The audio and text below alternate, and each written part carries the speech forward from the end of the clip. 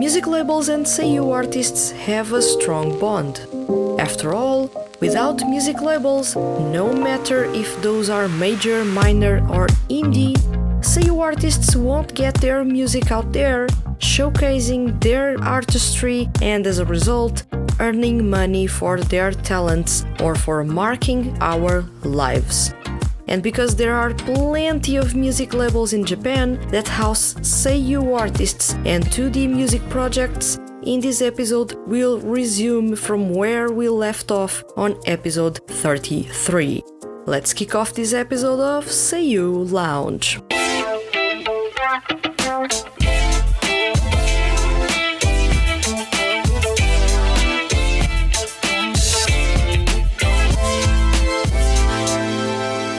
Welcome to Seiyuu Lounge. I am your host Vanessa and today's topic is Male Seiyuu and 2D Music Labels Part 3. Many of you were interested about those two episodes covering the music labels that are in charge of your favorite seiyu's careers in the music industry. I was surprised with your engagement because, let's face it, most fans of seiyuu music don't care about which is the music label representing them, they just want the music and that's all. All fair game. However, to find a lot of you commenting on YouTube and sending messages about the episodes showed that there's plenty of you out there that love to know about these geeky things. Among all comments and messages I've read, I got one that mentioned how it would be interesting to know more about other music labels that weren't mentioned on episodes 32 and 33. This episode arrives after a suggestion by Grecia Delgado on YouTube. A big thank you for your comment and suggesting a follow-up episode covering yet another batch of music labels.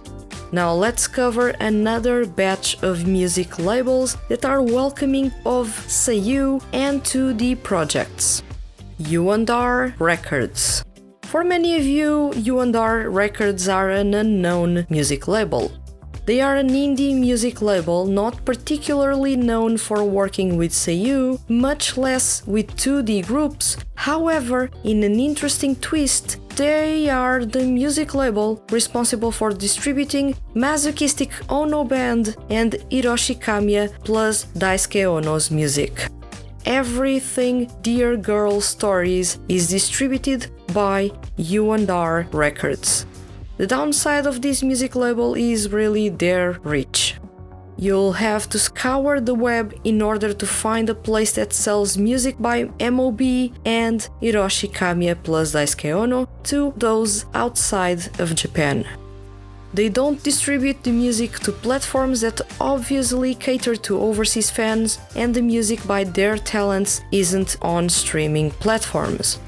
So yeah, indie music label that usually goes under the radar for many, but when it's on the radar, it's not so good, because of instead of promoting the music, they lock it in one place. There goes visibility, but then again, when you're Hiroshi Kamiya or Daisuke Ono, what visibility do you need? You're a superstar and everyone knows about you. Nizista.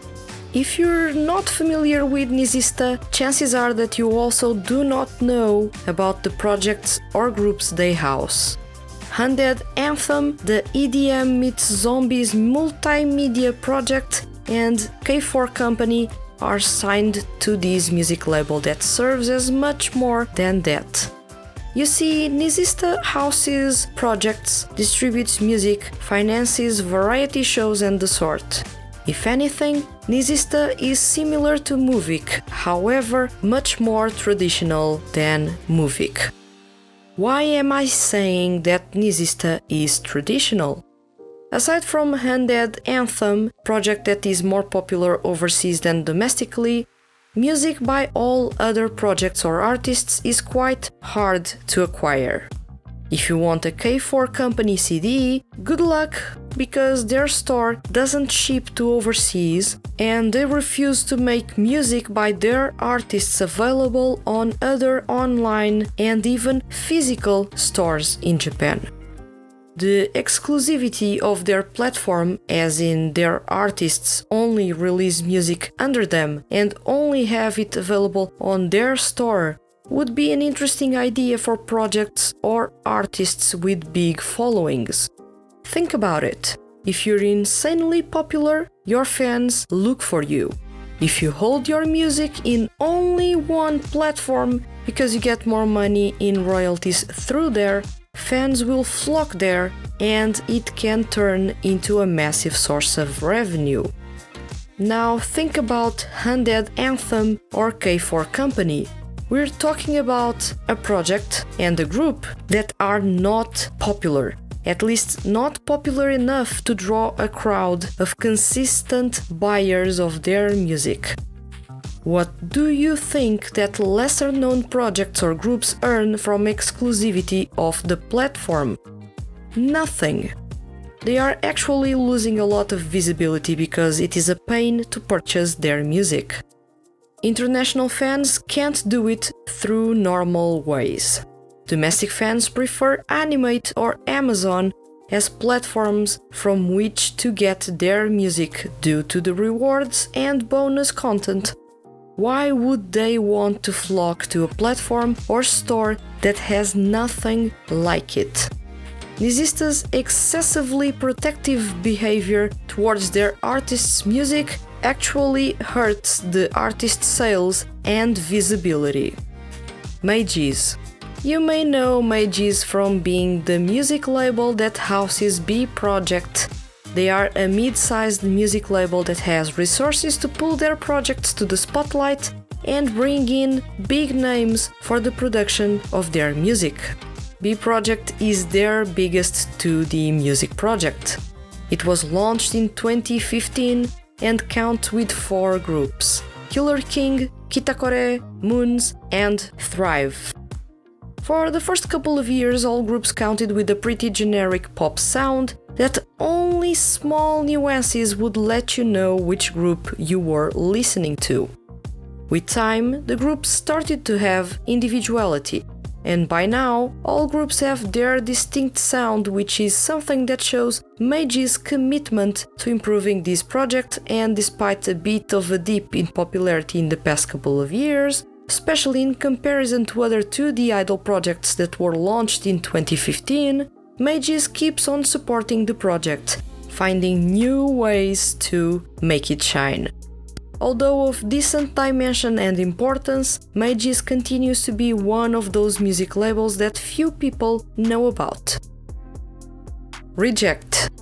Reject is best known for its risque CDs and borderline dangerous themes tackled on some of those. Their contents are really not everyone's cup of tea, but in the middle of all those drama CDs and games, there is music. The company's founder and director, Daisuke Iwasaki, is a lyricist for most of the music projects under Reject. That is in itself quite the unique thing that you don't find in other music labels. Reject can be considered a music label to an extent, however they distribute their music through Nextone. Within Reject there is the Dear Vocalist franchise, one of the longest running franchises, a franchise that focuses on a blend of rock music and drama tracks, creating an immersive experience as you date one of the 6 eccentric and extremely talented frontmen. The project counts with a star-studded lineup that includes Toshiki Masuda, Soma Saito, Ryohei Kimura, Nobunaga Shimazaki, Natsuki Hanae, and Toshiyuki Toyonaga. The music is all composed by Ron, that you may know as Old Codex's former guitarist, as well as solo artist Stereodive Foundation. I am quite surprised that the Dear Vocalist franchise has lasted this long. Although I love the franchise to bits, it's actually one of my favorite drama CD franchises, it always seemed like Reject doesn't care much about their music projects past a certain point, and simply lets go of those, usually by first having long periods of time without releasing music. I can't stress enough how good the music in this franchise is. Reject also has the Pythagoras franchise under them. Launched in 2013, the Pythagoras production franchise is one of the longest-running 2D music franchises in the seiyuu industry. The franchise counts with Marginal Number 4, Lagrange Point, and Unicorn Jr. Earlier this year, Reject announced that a new group will be joining these three talented groups. Something that came as a surprise for many because once again it seemed like Reject was slowly letting go of the franchise. The Pythagoras franchise never reached a high popularity status, although for a couple of years it enjoyed the privilege of being one of the very few 2D idol group projects out there by then, something that clearly made a lot of people follow the project back then. However, as time has passed, Mikoto, the composer for all groups, has gotten predictable. The groups barely have any distinctive sound anymore, and the lack of consistency in the number of CDs released per year in this franchise make it rather impossible of keeping up with any momentum. There's a couple of things I don't enjoy about Reject. First off, this is a music label that doesn't bother with international fans. They don't release on YouTube previews of the songs they are going to release. They still haven't opened their doors to international fans by releasing music on streaming platforms. They do not record some of their franchise's events. The Dear Vocalist live show in 2018 is the prime example. For release on DVD and Blu-ray, making those events extremely exclusive.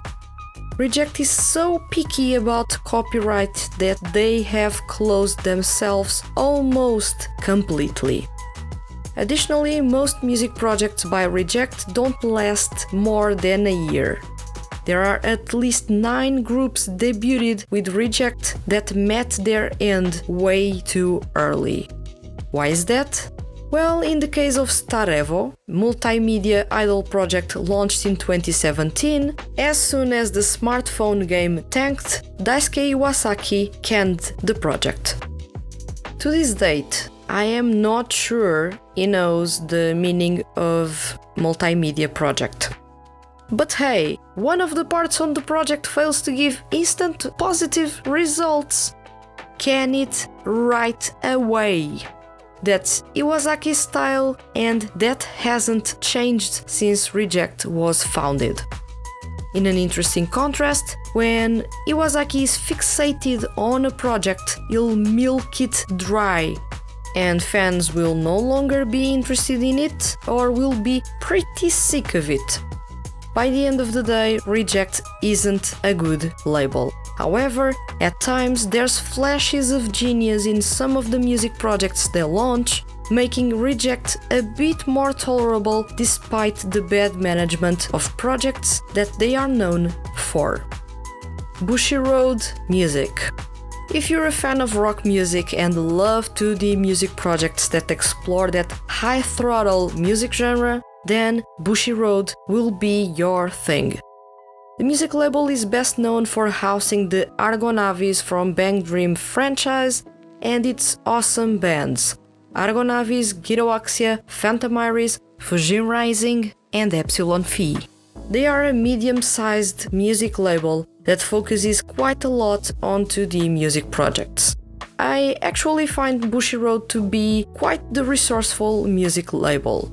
In 2020 and in the height of the COVID-19 pandemic, this was the music label that adapted the quickest to the new circumstances in the world that didn't allow people to leave home, something that made it impossible to hold regular live shows or events. A couple of days into the official announcement that Japan was going to close borders and state of emergency was going to be issued, Bushiroad announced no audience live shows, of course no video as well, and made those available to fans worldwide. Although a small gesture, the music label wasn't aware that they were doing something for the very first time, as well as that other music labels eventually would follow suit and, in a way, adapt their format to their own versions of online live shows.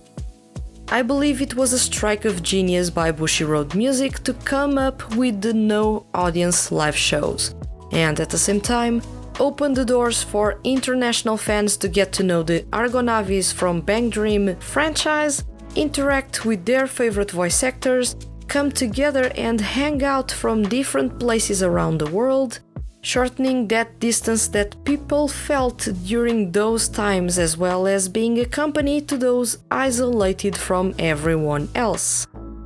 They got my respect for that in 2020. However, as things started to improve in Japan, Bushiroad returned to holding live shows, but region locked those, or only broadcasted snippets of those to international fans.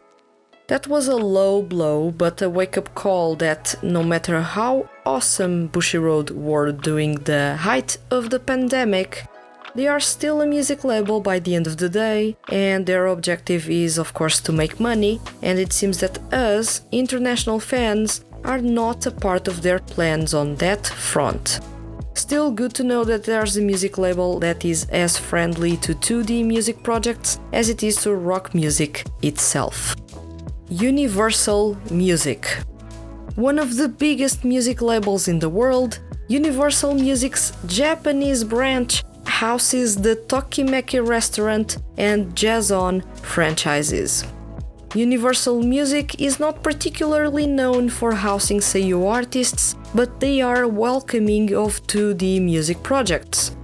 They've been behind the publishing of all music by Three Majesty and Chip groups in the Tokimeki Restaurant franchise since 2013. Yes, Tokimeki Restaurant is one of the longest running multimedia franchises in Japan. This was a project that was in peak popularity around 2014-2015, but that unfortunately with time saw its popularity decline. It has gotten to the point that whenever I report news at The Hand That Feeds HQ about any music releases in this franchise, there's always a couple of people that are surprised that the project is still alive, especially with all the long periods of time between CD releases. Safe to say that despite the end of distribution of the game, that was a bridge for the group's music, Universal Music never shelved the project and continued releasing music by the two talented groups. This is something you usually don't see with big music labels out there. If the project isn't profitable or popular, there's usually one road for them: discontinuation or alternatively disbandment. At the same time, in 2019, Universal Music put their chips on Jazz-On, the first ever 2D jazz music project to races. This was quite the bold move, even if jazz music has been in the last couple of years been added or mixed into pop music and thus gained a couple of more followers among the newest generations. Jazz is a genuinely unique music genre that isn't the cup of tea for many people. And with the music industry in which idol groups and rap crews have reached an all-time high popularity in the last couple of years, it was odd and rather surprising that Universal Music, a music label that usually doesn't bet on 2D music projects, went all out for a 2D project on a music genre that is considered niche. Still glad that Universal Music, a major music label with unlimited resources and massive influence with the media, bet on this project and made it possible for thousands of people to get to know jazz music. Universal Music is a rare case of a music label that trusts their talents or projects, and even through trying times and big drops in popularity, continues financing those and lets them continue to brighten the lives of their fans. Sony Music, Aniplex and Sega should take some pointers from them. And that's all for this episode.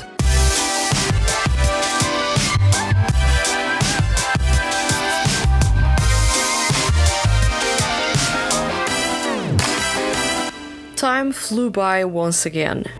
Talking about music labels never gets old. I love to check how different music labels treat their artists or handle their 2D music or multimedia projects. Sometimes there's no difference between minor and major music labels. Sometimes the differences can be felt among major music labels. For example, how Universal Music put their faith on projects they have, even if those underperform or are no longer popular. And then there's the likes of Sony Music and Aniplex, that ditch the projects that are no longer profitable to them, or even Sega, that, let's be honest, it's a complete disaster handling the projects they launch. Sega, of course, isn't a music label. That's why it wasn't featured on these or any of the episodes in which I talked about music labels. They tend to work together with different music labels for distribution of the music of their projects. For example, Yumeirocast's music was distributed by Lantis. Also, if you listen to the previous episodes of Seiyu Lounge, you are well aware of the differences between minor and major music labels when it comes to sharing music royalties with their talents. This also plays a role when you are analyzing music labels. Now tell me, is there any other male Seiyu or 2D project friendly music label that you'd love to know more about? Let me know in the comments below. And remember, leave your comments as complex or as simple as they may be, and you can be featured on upcoming episodes of Seiyu Lounge. I am open to continue this series of episodes on music labels, so keep your suggestions coming. If you enjoyed this episode and don't want to miss the Hand That Feeds HQ's weekly Male Seiyu and music-related content, hit the subscribe button. I'll return next week with another episode of Seiyu Lounge. Thank you for listening and see you guys around.